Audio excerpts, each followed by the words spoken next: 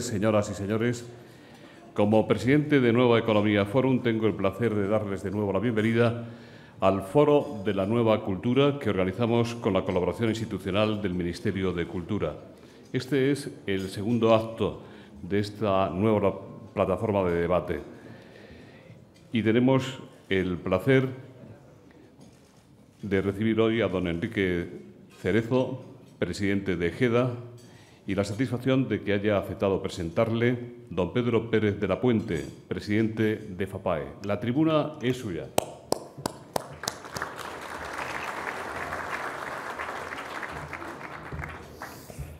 Muchas gracias, José Luis, vicepresidente primero y consejero de Cultura de la Comunidad de Madrid.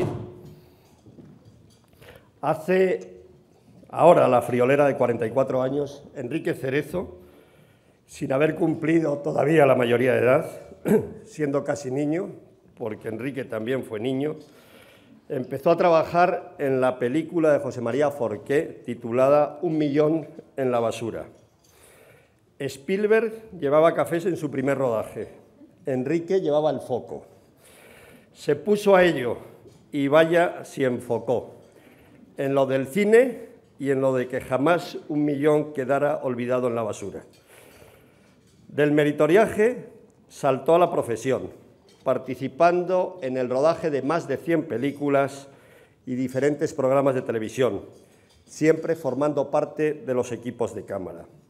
Al comienzo de los 80, toma la decisión de convertirse en empresario, al entender que las películas no mueren con su explotación en las salas, que las nuevas tecnologías darían larga vida a estas películas como patrimonio cultural y económico. Nuevas tecnologías llamábamos en aquella época al vídeo, al beta, al VHS, incluso al sistema 2000 de Philips, creo que lo recuerdan perfectamente. En poco tiempo combinó la distribución de películas a través del vídeo con la adquisición de los derechos sobre películas y catálogos que ya habían sido explotados en las salas. Y en ese momento, en 1980, surge Videomercury. Esta última actividad le ha llevado a tener hoy en propiedad en torno a 7.000 películas diferentes. El 70% más o menos del cine español de todos los tiempos, de antes y de ahora, está en manos de Enrique. No se puede hablar de cine español sin Enrique Cerezo, puesto que Enrique Cerezo forma ya parte del mismo. Productor de títulos inolvidables de nuestro cine. En los últimos 10 años ha producido casi 70 películas. Distribuidor. Inició su andadura como distribuidor con las películas de la Metro. Exhibidor, con 19 salas de cine. Tiene además 10 emisoras de televisión local, de eso que llamamos ahora la TDT, que cubre la totalidad de la Comunidad de Madrid y a través de las cuales ha demostrado que cuando se programa buen cine, la audiencia acude, que es una falacia que el cine español no funcione en la televisión. Enrique preside EGEDA desde el año 1998, vicepresidente de Audiovisual SGR, miembro del Consejo de Administración del Festival de Cine de Málaga. Bienvenido, alcalde, y gracias por tu apoyo constante al cine español a través de ese magnífico festival. Miembro de la Junta Directiva de la FAPAE, para nosotros un honor. Y desde hace 7 años, 2003, presidente, no me lo discutirán ustedes, del mejor club de fútbol del mundo, el Atlético de Madrid, del que ya, por si no lo saben ustedes, fue vicepresidente durante 17 años. En nuestro club, cuando alguien alcanza la presidencia, queremos que nos venga ya rodado, para que no haga como otros y convierta la presidencia en un patio de colegio. Con Enrique en la presidencia es todo más fácil, incluso cuando ganamos, como ayer. Enhorabuena, Enrique. Y sobre todo, amigo dispuesto a echar siempre una mano, siempre con una permanente sonrisa y poniéndose serio cuando realmente toca. Acabo esta presentación con una anécdota. Viajábamos juntos, los dos y solos, a Los Ángeles, un viaje cuyo retorno nos costó nada menos que 52 horas. Cuando íbamos en el avión, empezamos a hablar de los derechos de fútbol en televisión, tan en boga hoy. La conversación duró poco, porque enseguida acabamos hablando de lo que de verdad le gusta a Enrique, de cine. Estábamos ya totalmente metidos en la actual crisis económica y le pregunté si no había pasado por su cabeza dar entrada a socios financieros en su sociedad, si no había llegado el momento de realizar en parte tan ingente patrimonio, en definitiva, de hacer caja. Su respuesta, a mi juicio, le hace merecedor de que en este desayuno le escuchemos aún con mayor atención de la que teníamos prevista cuando aceptamos venir. Me dijo: Pedro, mientras tenga para vivir, solo quiero que mis películas permanezcan en una misma sociedad, cuidadas, mimadas, restauradas especialmente, para que los futuros espectadores las puedan ver en las condiciones que sus autores las concibieron. No me interesa invertir en otros sectores por rentables que sean. Mi vida es el cine y mi compromiso este legado. Así acabó. En tiempos como el actual, entenderán ustedes que se nos han ido muriendo los grandes padres del cine español en la interpretación, en la escritura, en la dirección, sin que tengamos garantizada la continuidad de ese gran cine y nos asola una cierta sensación de orfandad. Creo que hacen falta referentes como Enrique para unir lo que fue nuestro cine con lo que queremos que sea en el futuro. Enrique Cerezo tiene la palabra.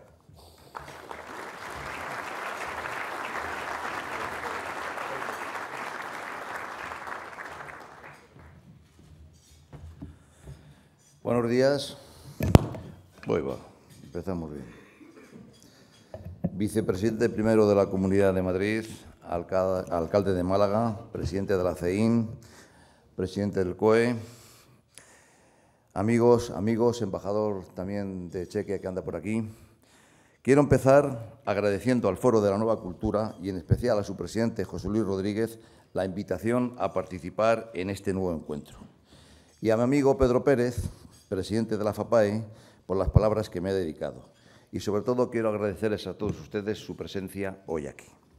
Durante los últimos años, mi presencia pública ha tenido más que ver con la condición de presidente de un club de fútbol que con la presidencia de GEDA.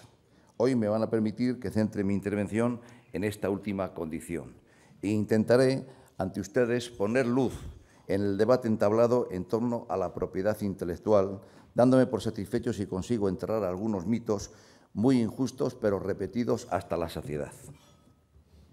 En tiempo de crisis, la cultura es un refugio, pero detrás de una pantalla de cine o de otras manifestaciones culturales hay una industria de relaciones muy complejas.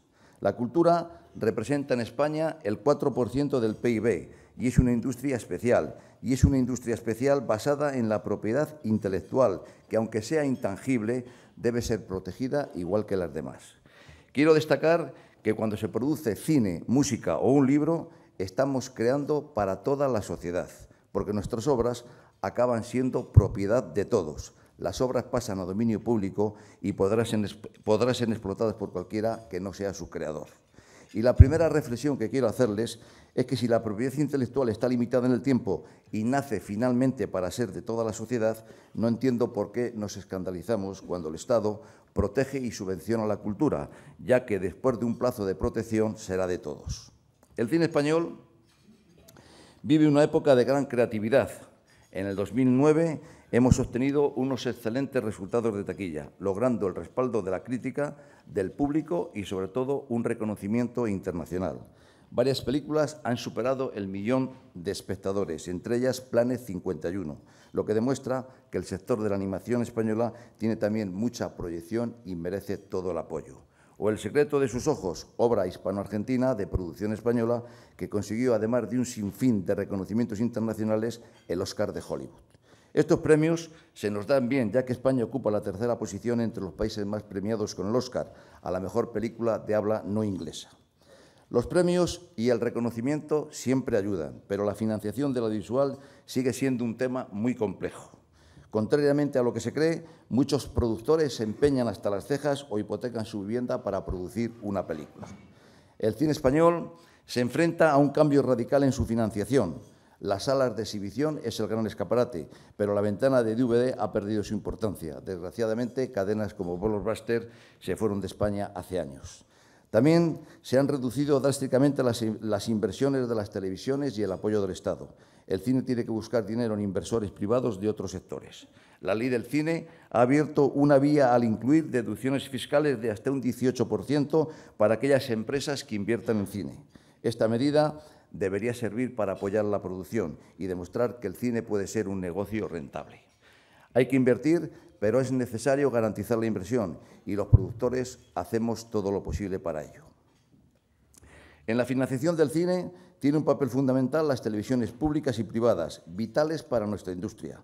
Algunas de las mejores películas de los últimos años han sido coproducidas o cofinanciadas por ellas. Hay que reconocer lo que han hecho y les pedimos que lo sigan haciendo, pero aún con más energía y voluntad. Pero lo mismo que digo una cosa, digo otra. Las televisiones deben implicarse mucho más en la adquisición de derechos de antena.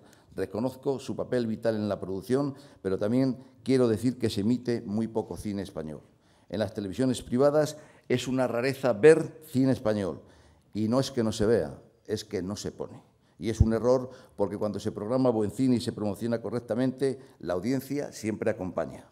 La televisión debe estar unida a la industria del cine y al audiovisual español. Las televisiones y las nuevas redes y canales TDT necesitan de los productores y los productores necesitan de las televisiones. En otros países también ha sucedido algo similar. Incluso en Estados Unidos todos recordarán que cuando hizo falta las autoridades adoptaron políticas intervencionistas. Y ya que hablamos de la financiación y de las ayudas, quiero hablarles de las subvenciones, tema delicado y complicado. Primero quiero decir que no es cierto que el cine español viva de ellas, que es falso que los productores, directores y actores sean unos pedigüeños y vivan del cuento. ¿Que habrá algún caso? Seguro. Toda regla tiene su excepción aquí y en cualquier otro sector. Quien afirme que vivimos de las subvenciones desconoce y lo hace desde la más profunda ignorancia y el desprecio hacia nuestro sector. No sé por qué se ha extendido la idea de que quienes hacen cines en este país son unos vagos que viven de lo que obtienen de la Administración. En Francia, nuestros vecinos defienden su cine y no critican las subvenciones que reciben. Por cierto, 7 veces superiores a las concedidas en España. Ustedes se preguntarán por qué esa diferencia. Bueno, pues tal vez sea un problema de identidad. En España, ¿el cine recibe subvenciones? Sí, indiscutiblemente que recibe subvenciones, pero cada vez menos. El cine nunca ha vivido de ellas, aunque sí complementan la financiación. La subvención, para que quede claro, si se recibe suele representar solo el 18% del coste de una película, que no pase de 2 millones de euros de presupuesto, y un porcentaje aún inferior en las de mayor ambición. Y se cobra esta subvención más al cabo de los 2 años. Yo soy partidario de una industria fuerte, que no dependa de las subvenciones, pero al tiempo defiendo las ayudas a una industria cuyo producto acaba siendo expropiado a su dueño para recaer en el dominio público.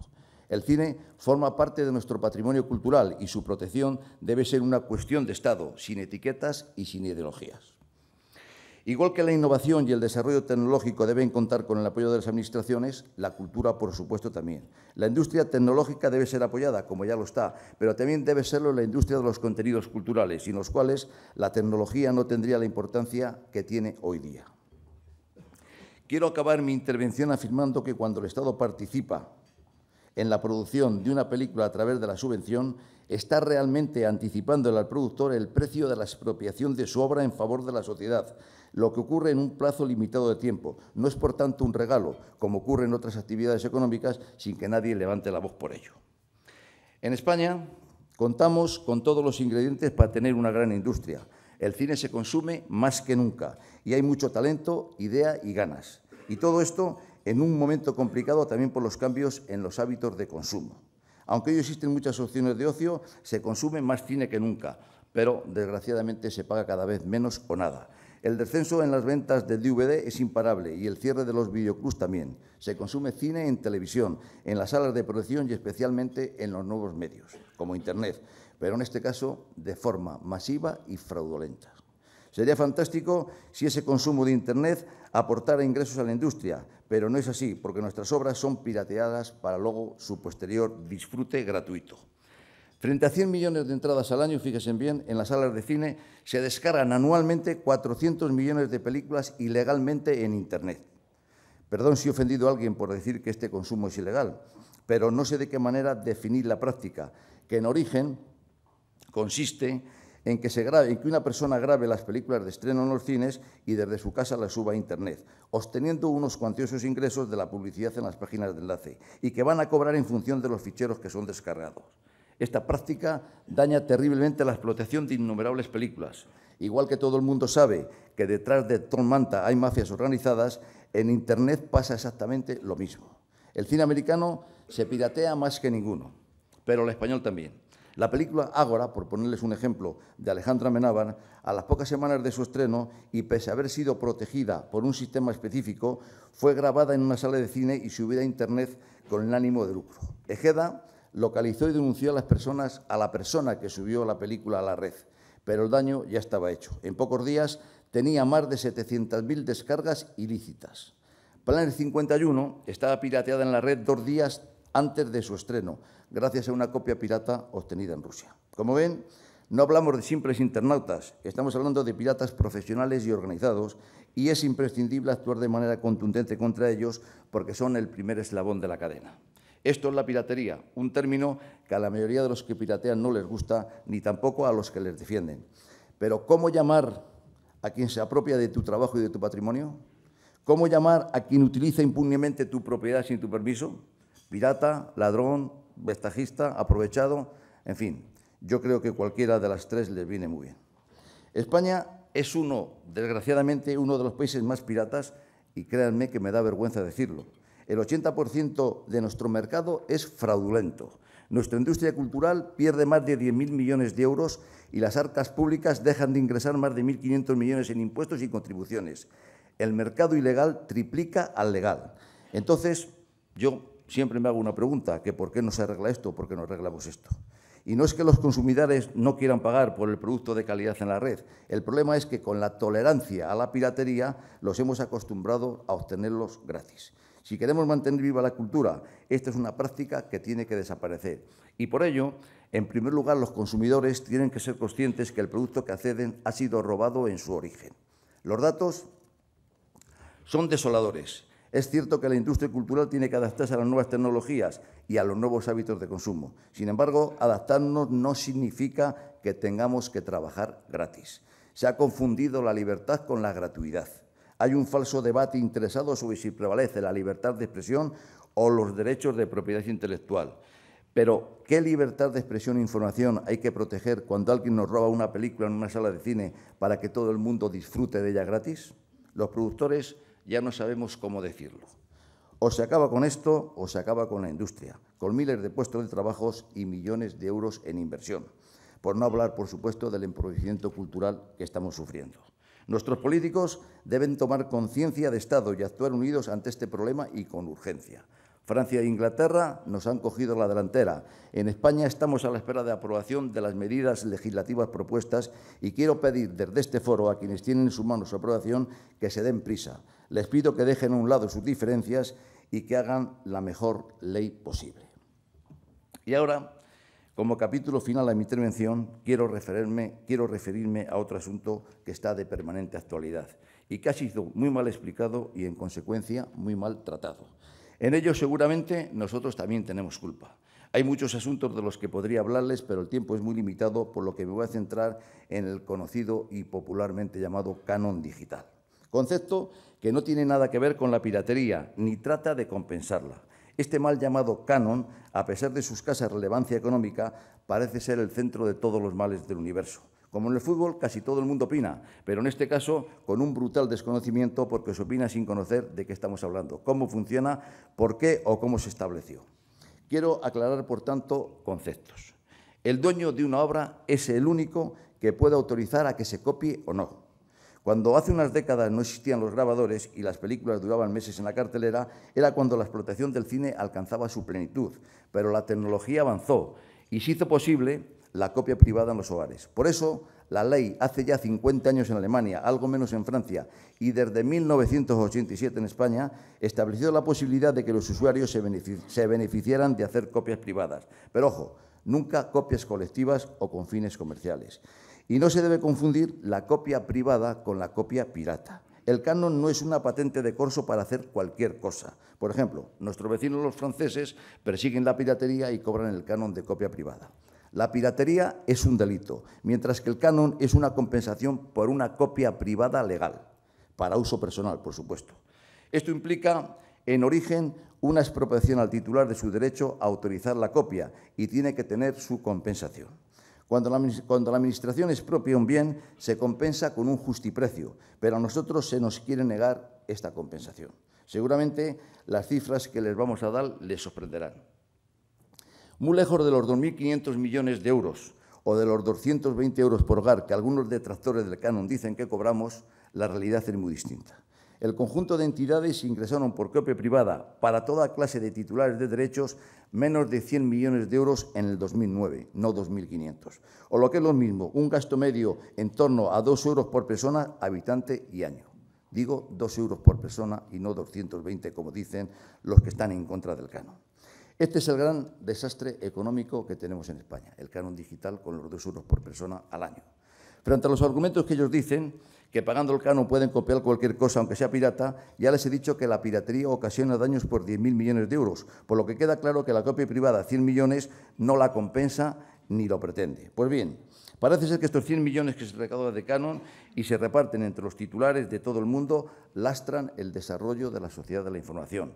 Yo no estoy de acuerdo. Se pueden poner ejemplos de otros servicios mucho más costosos que naturalmente tienen que existir y no perturban en absoluto el desarrollo de la sociedad de la información. Por ejemplo, los casi 4.000 millones de euros de ingresos que, según la Comisión del Mercado de las Telecomunicaciones, reciben los operadores por los servicios de acceso a Internet y otros.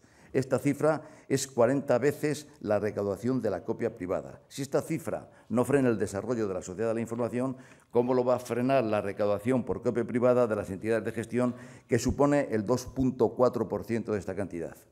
Se nos pretende hacer creer que los españoles no utilizamos los discos duros, ni los DVDs para grabar películas, ni música, ni videojuegos, ni libros. Tan solo se deben grabar presentaciones profesionales o fotografías del bautizo o la comunión de nuestros hijos. Debe haber millones de comuniones cada día en España, por lo que se vende. Todos sabemos que en un solo DVD pueden caber más de 3.000 fotos de muy buena calidad, o en un disco duro de 500 gigas caben al menos 300.000 fotografías. Y con otras calidades inferiores se puede multiplicar esta cifra por 10. Por ello, si solo lo utilizamos para esto, ¿para qué comprar 100 discos en lugar de uno?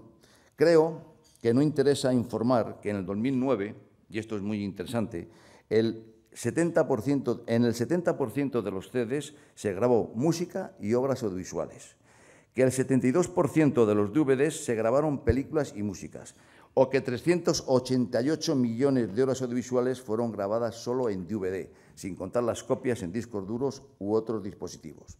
Los fabricantes publicitan el tamaño del disco duro en función del número de películas que permite copiar, o la capacidad de los CDs según el número de canciones que caben en ellos. Por ejemplo, se publicita que un disco duro de 500 gigas caben 125.000 canciones, pero cuando toca hablar del canon se nos argumenta que en estos soportes no se graba casi nunca la música de los artistas conocidos, sino que en todo caso la componen los propios usuarios, que serían obras no sujetas a derecho de autor.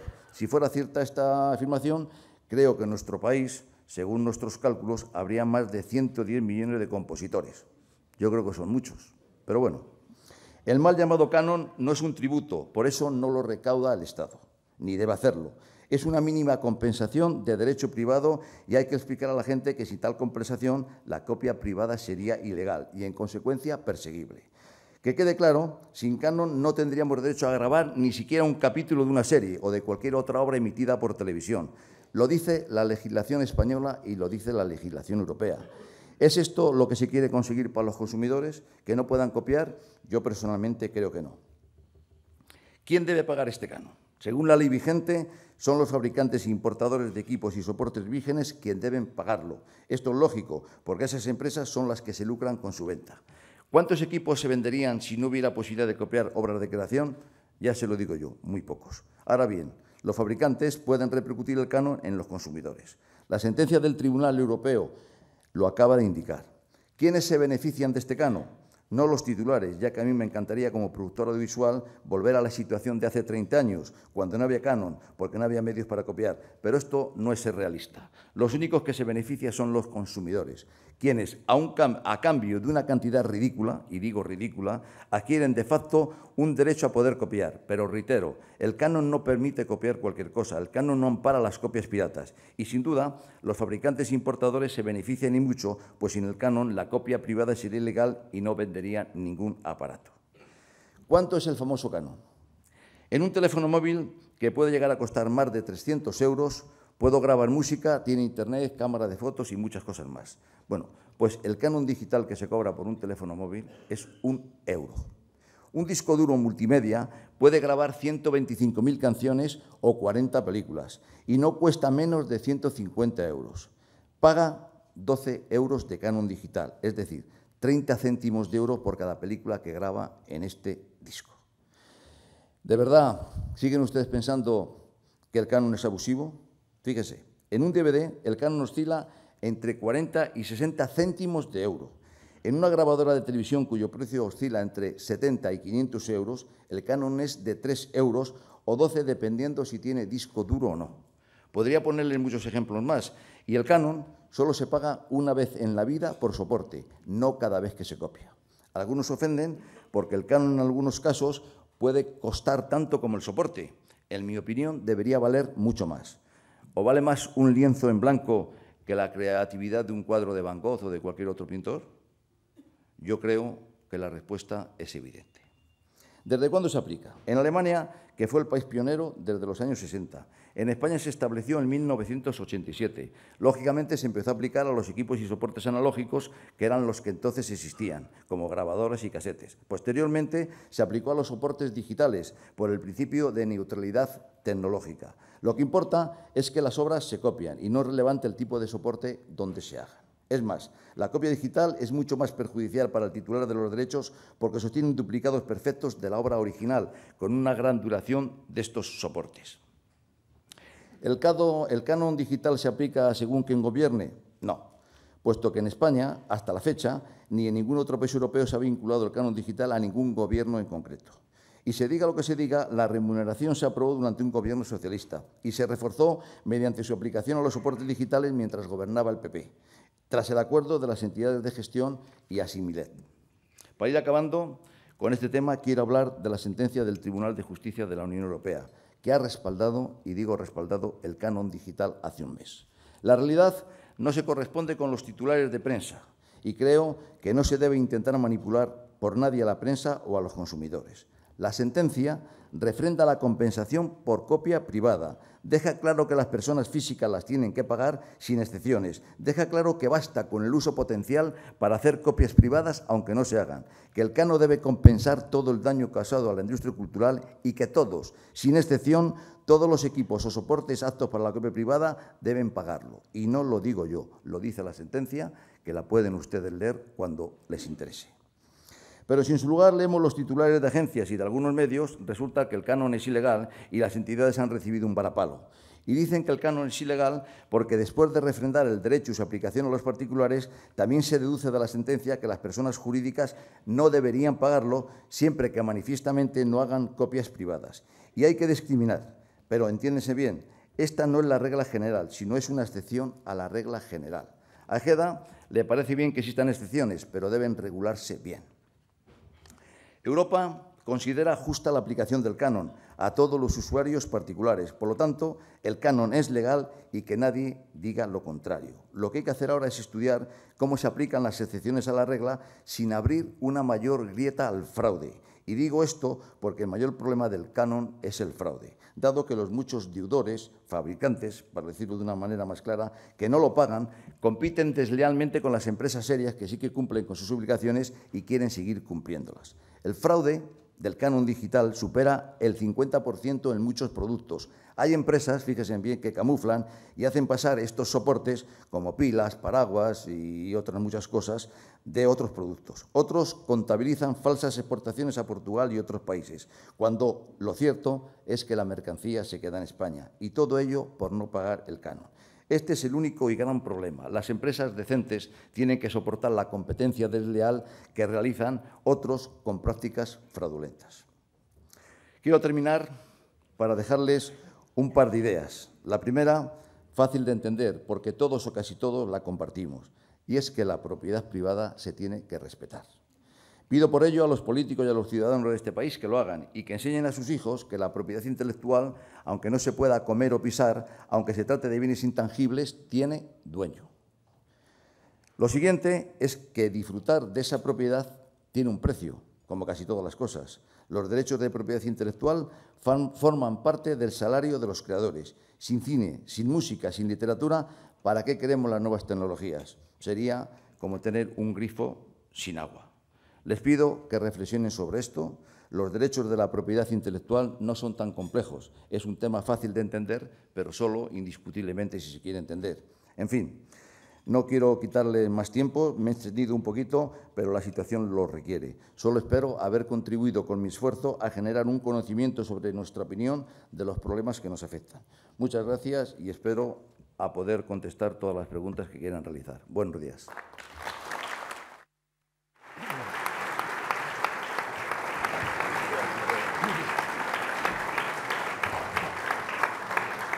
Muchas gracias. Pues tenemos ya muchas preguntas. José Manuel González Huesa, director de Servimedia, dice: en estos momentos de dificultad, ¿cree posible llegar a un gran pacto entre todas las partes implicadas frente a las copias piratas, las descargas ilegales y la competencia desleal de las multinacionales? Hay otra pregunta, esta de Ana Mourinho. ¿Por qué en Francia se ha erradicado prácticamente el top manta y aquí sigue campando por nuestras calles? ¿Por qué en España no se hace lo mismo que en Francia? Bueno, ojalá pudiéramos hacer lo mismo, ¿no? El top manta, indiscutiblemente, ha sido y es de gran perjuicio para todos los creadores y, desgraciadamente, no es el negrito o el chinito que va por la calle vendiendo esos DVDs a un precio prácticamente ridículo, ¿no? Sino que han llegado ya a la perfección de que inclusive si el DVD está mal te lo cambian al día siguiente porque puedes ir a cambiarlo. Hemos consentido tanto que al final pues estamos o tenemos lo que realmente nos merecemos. Ojalá tuviésemos las mismas disposiciones que en Francia, con lo cual sería muy fácil el atajar todo esto. Hemos acostumbrado a mucha gente, a muchísima gente, a que bajarse una película de Internet es gratis, a que comprar un vídeo se puede comprar por un precio prácticamente ridículo, aunque sea con mala calidad en la calle, y al final pues tenemos lo que estamos teniendo, que la cultura tiene que ser gratis, que las películas se tienen que ver gratis y que todo se tiene que hacer gratis. Vivimos en el país del gratis total y entonces es muy difícil luchar contra todo esto. Llevamos mucho tiempo luchando y espero, como he dicho antes, que los que tengan que legislar, que prácticamente que dejen sus diferencias y que hagan lo que tienen que hacer, que es defender la propiedad privada. Jorge Bueno, le leo, dice: a la izquierda se le atribuye una cierta tendencia a la barra libre, lo que está en la calle es de todos, y a la derecha se le considera la abanderada de la defensa del derecho de la propiedad. ¿No estamos en el mundo al revés, el Partido Popular contra el canon y el PSOE a favor? Yo personalmente creo que no. Yo creo que la barra libre indiscutiblemente ha sido una de las prácticas habituales en este país y yo creo que yo no tengo barra libre cuando voy a un restaurante, cuando entro en una perfumería o cuando voy a cualquier sitio. Yo lo primero que hago es qué se debe y cuánto cuesta esto. Aquí en el tema nuestro, pues desgraciadamente la barra libre ha existido, existe y si no lo cortamos pues seguirá existiendo. Yo creo que la propiedad privada la tiene que respetar el PSOE y el PP.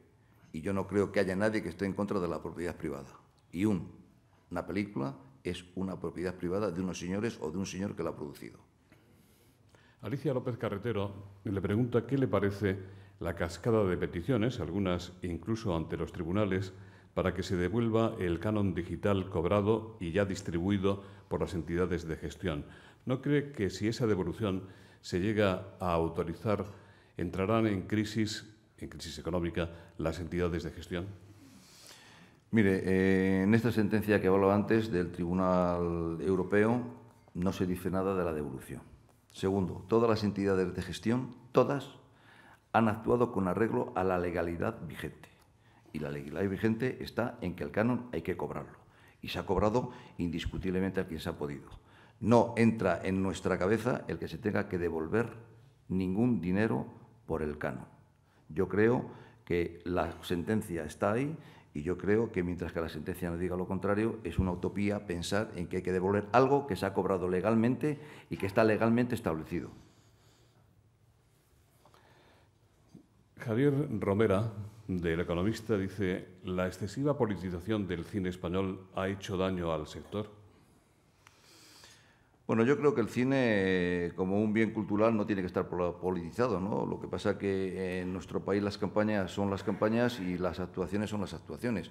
Ha habido un momento, con motivo de la famosa guerra de Irak, que realmente a partir de ese momento el cine español ha entrado en una dinámica, si quieres llamarlo política, que yo creo que no interesa ni a los políticos ni a los productores de cine, ni a la gente que se mueve en el mundo audiovisual. Más preguntas. Esta sin firma. ¿Cree que las televisiones privadas emiten bastante cine español?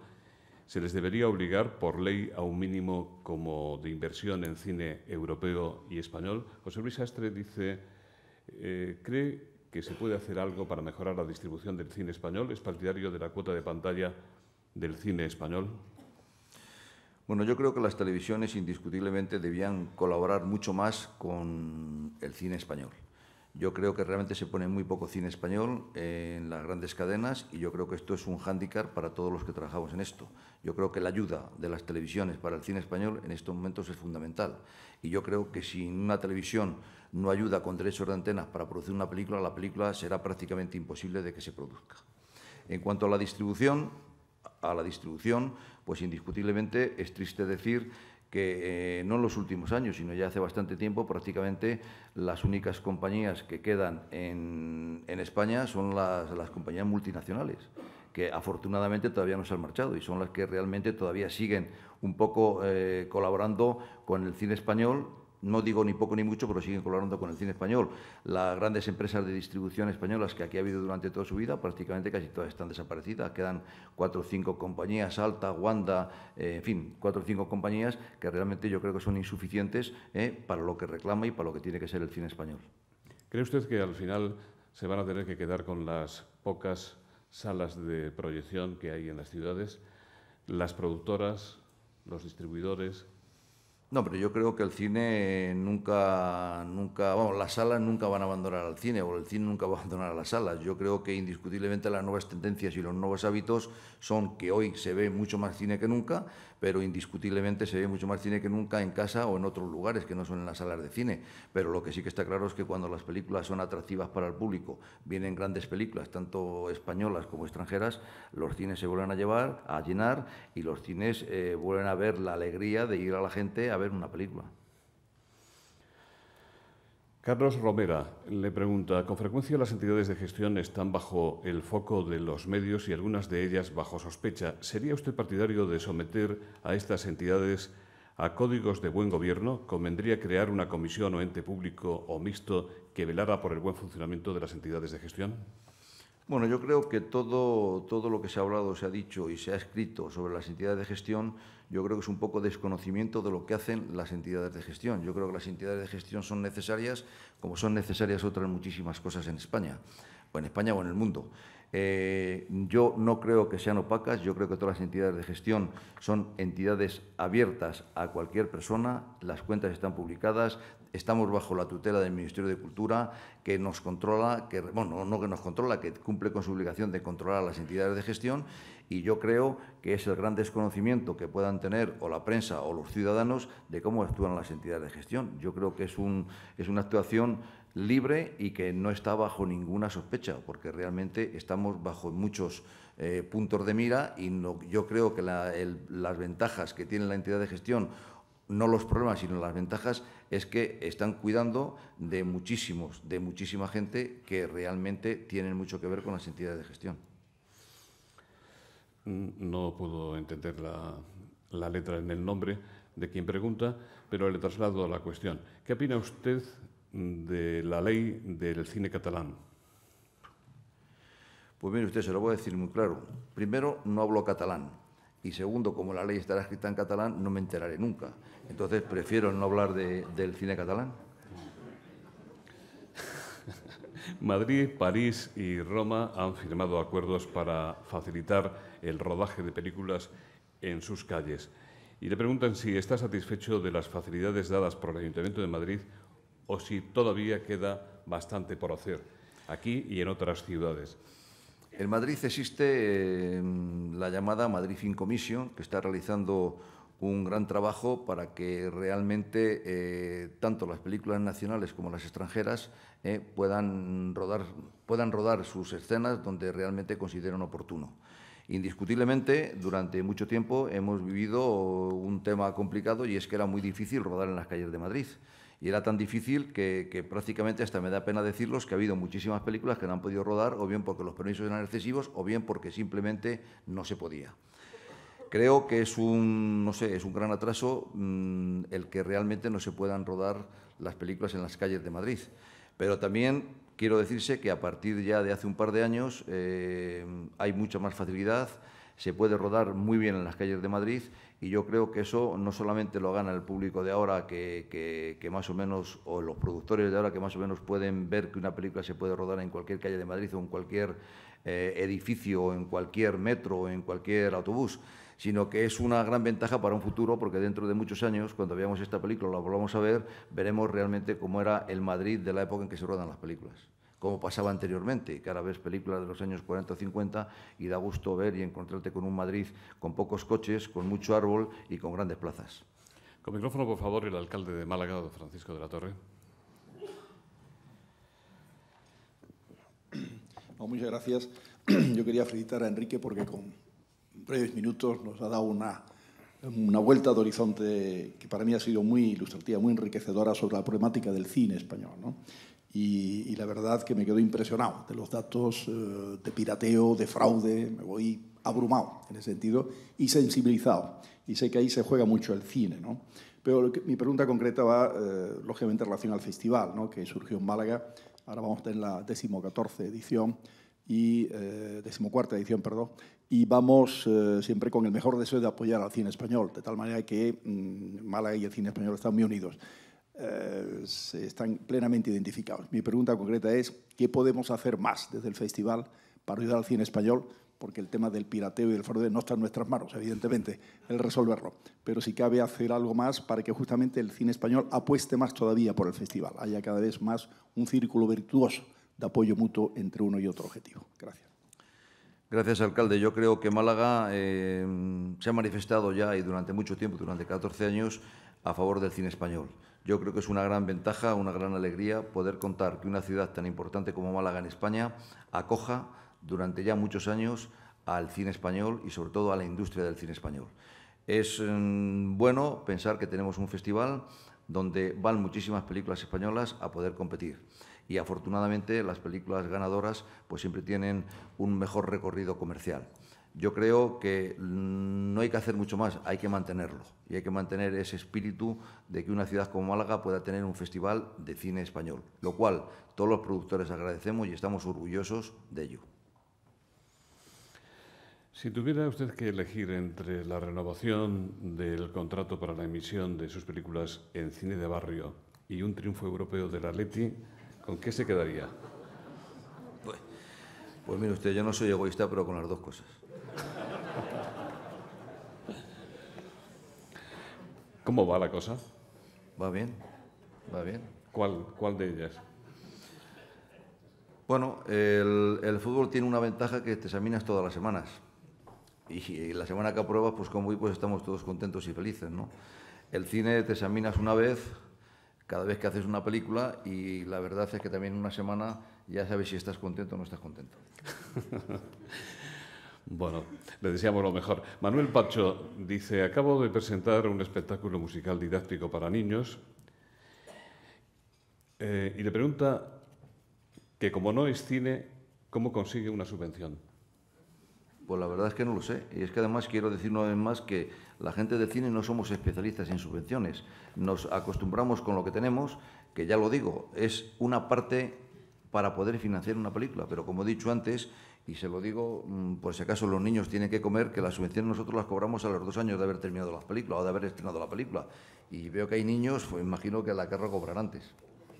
La crisis económica y la restricción del crédito por parte de las entidades que lo prestan está poniendo cada vez más difícil la producción de cine español? Pues la verdad es que sí, porque normalmente los bancos, cuando hablas del tema audiovisual, pues lo normal es que son muy precavidos y buscan muchas garantías y buscan muchas historias para poder tener asegurado el dinero que te pueden dar. Y en esta situación económica que estamos viviendo, pues muchísimo más. Mire, le dan argumentos para defender los suyos. Las subvenciones agrícolas son 1000 veces superiores a las del cine. Luego lo demás no lo entiendo muy bien. Bueno, yo siempre digo lo mismo, ¿no? De que en España hay muchas subvenciones que no están en el ojo del huracán como están las subvenciones del cine, ¿no? Yo creo que las subvenciones del cine son necesarias para el cine, porque si no yo estoy convencido de que serían muy pocas películas, pero tampoco son la vida para la gente del cine. Es una parte para poder ayudar a financiar una película. Y que, como he dicho antes, esa película que al final es de todos. Luego, si el Estado tiene que dar al final todo lo que es cultura, todo lo que es arte, todo lo que son películas, se lo tiene que dar al público general, lo normal es que ayude desde el principio, como así lo hace y como así creo que lo seguirá haciendo. José Manuel González Buesa le pregunta, ¿quién ganará el próximo lunes, el Madrid o el Barça? ¿El triunfador se llevará la Liga? Pues mire usted, ¿yo qué quiere que le diga? Si pudieran perder los dos, yo estaría encantado.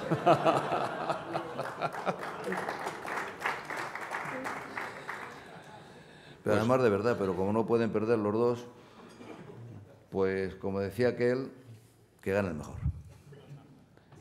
¿Por qué no se atreve usted a decir que gane el Madrid?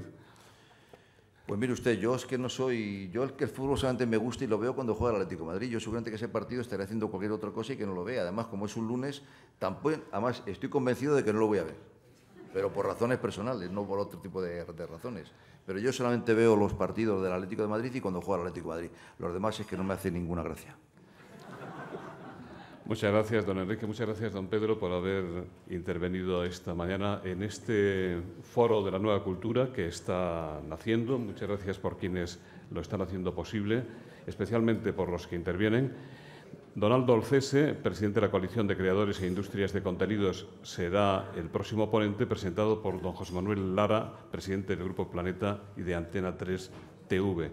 Será el día 15 de diciembre a esta misma hora. Muchas gracias.